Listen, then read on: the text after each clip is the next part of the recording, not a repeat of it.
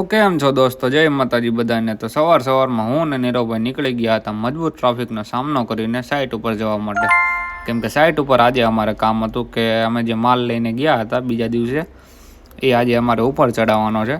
તો કંઈક 7-8 બંડલ હતા એ પછી મેં અને નીરવભાઈ બંને ઉપર ચડાવી દીધા હતા। તમે જોઈ લો કે આટલા લાંબા અને મોટા બંડલ આવે છે એ અમે બંને ગમે એમ કરીને ચડાવી તો દીધા છે ઉપર। અને હવે પછી ત્યાંથી આવી ગયા હતા સીધા દુકાન ઉપર, કેમ કે કાકા આવે છે, ક્લાયન્ટ છે, એમને લઈને પાછું જવાનું છે સાઇટ ઉપર। કેમ કે એમના ઘરે એમને ફર્નિચર કરાવવાનું છે, તો આપણે પહેલાં એમને લાઈવ ડેમો બતાવશું આપણા કામનો। અને આપણું કામ તો જે ચાલુ છે અત્યારે આપણે એ જ બતાવવા લઈ જઈએ છીએ।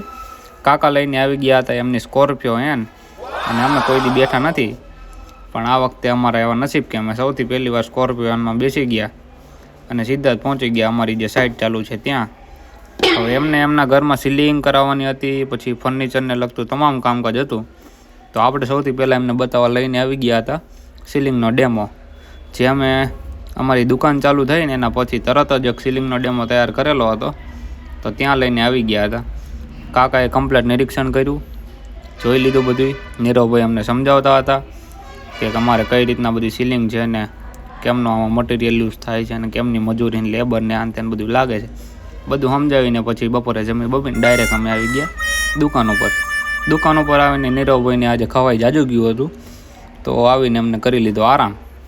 મને કાંઈ સૂતું નહોતું તો હું ફોન જોતો હતો, પછી અચાનક આવી ગયો મને ફોન કારીગરનો કે આપણી તબિયત બગડી ગઈ છે।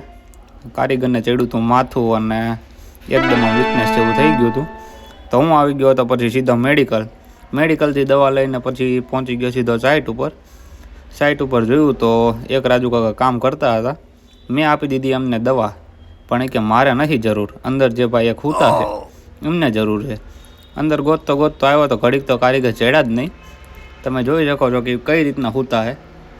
પછી માંડ એમને જગાડ્યા, એમને જો કે વેંત તો નહોતો જ, પણ તોય પછી આપણે દવા આપવાની હતી તો એમને જગાડીને આપી દીધી હતી દવા પીને એમને શાંતિ આરામ કરશે, કેમ કે આજે કામ તો એમનીથી થશે નહીં।